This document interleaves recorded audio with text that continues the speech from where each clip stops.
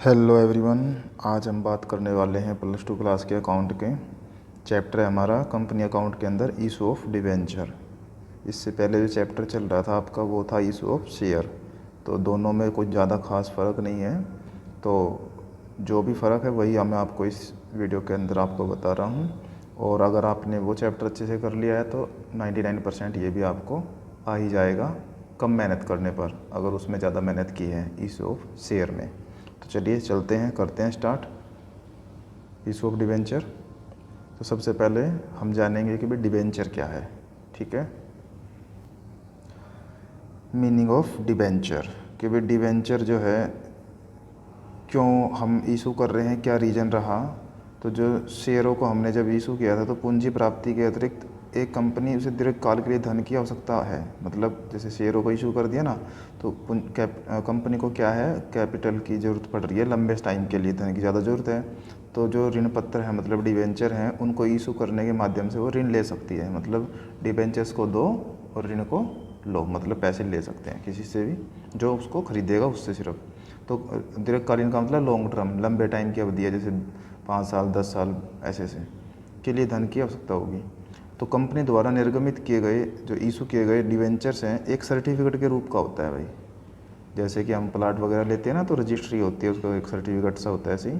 तो जिस पर कंपनी की क्या है कॉमन सील उस पर लगी होती है, सार्वमुद्रा अंकित होती है।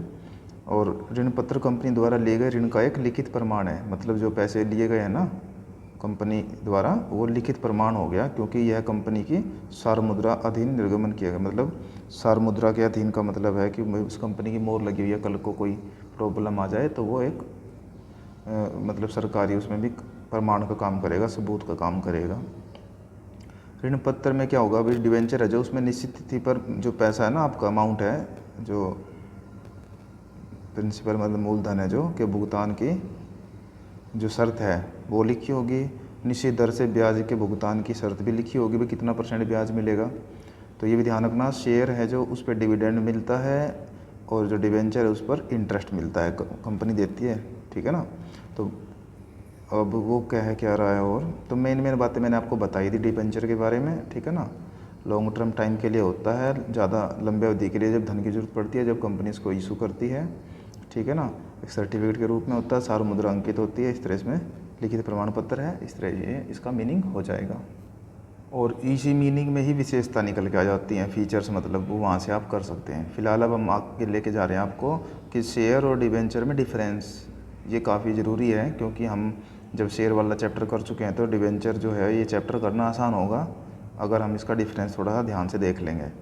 कि कहता है कि भाई जो शेयर है ना, पूंजी और ऋण, मतलब एक जो शेयर है कंपनी की पूंजी का हिस्सा होता है, मतलब कैपिटल का पार्ट है वो शेयर।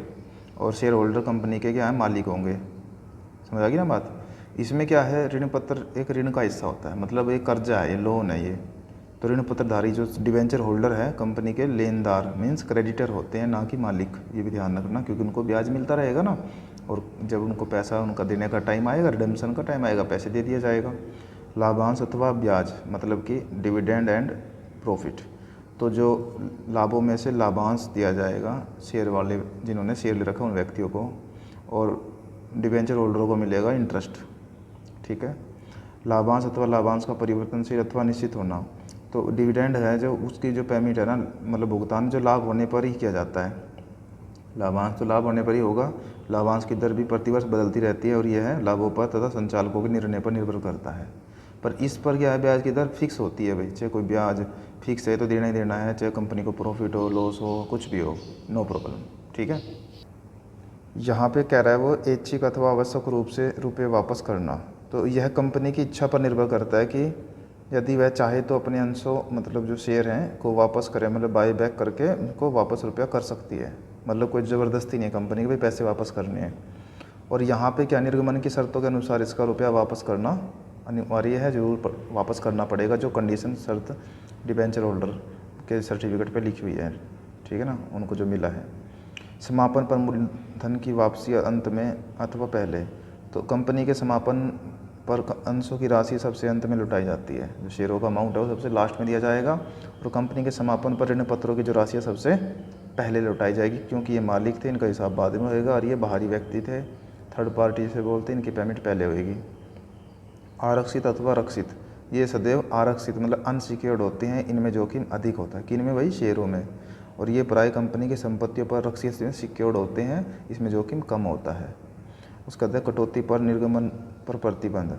तो क्या है, सेक्शन 79 अंशों के डिस्काउंट जो करते हैं ना, इशू करते हैं डिस्काउंट पर कुछ प्रतिबंध लगाती है, और इन पत्रों के कटौती और निर्गमन पर कोई प्रतिबंध नहीं होता।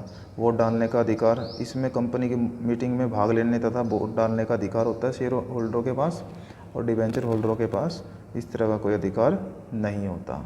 तो इस तरह से ये आपने इनमें डिफरेंस अच्छी तरह से कर लिया है। फिर आगे जाके आएगा इशू ऑफ डिबेंचर की एंट्रियाँ वगैरह कैसे करनी है, कैसे नहीं करनी, तो वो और मैं आपको बता रहा हूँ। इशू ऑफ डिबेंचर की एंट्रियाँ सेम वैसी हैं जैसे आपकी इशू ऑफ शेयर की एंट्रियाँ हैं। तो थोड़ा सा फ़र्क क्या होने वाला वही आपको इसमें समझना है कि इशू ऑफ शेयर में जहाँ आप शेयर एप्लीकेशन लिखते थे, अब वहाँ पे डिबेंचर एप्लीकेशन लिखेंगे।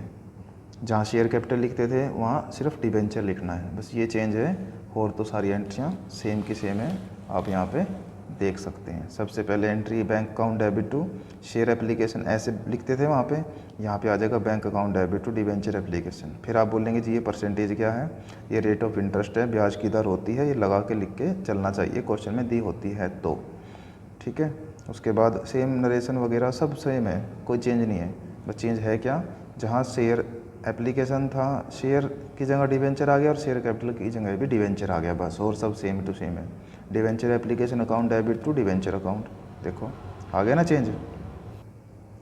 उसके बाद अलॉटमेंट की एंट्री है, debenture allotment account debit to debenture account, ये अमाउंट ड्यू की है, ठीक है, अलॉटमेंट मनी ड्यू की। और बैंक से पैसा लेने पर क्या बनेगा, bank account debit debenture allotment account. इसी तरह फर्स्ट कॉल की debenture first call account debit to debenture account, bank account debit to debenture first call account. और ऐसे ही सेम सेकंड कॉल की एंट्री बनेगी। किसी तरह की कोई टेंशन लेने की आपको ज़रूरत नहीं है, एंट्री याद होनी चाहिए बस आपको, क्वेश्चन तो अपने आप ही आपको समझ आ जाएगा। नेक्स्ट वीडियो में हम आपको बताएंगे at par, at premium, at discount पर डिवेंचरों को कैसे इशू किया जाएगा और क्या उनकी एंट्रियाँ होंगी, कैसे उसका क्वेश्चन सोल्व करना है। नेक्स्ट वीडियो में देखिएगा आप। तब तक के लिए थैंक यू।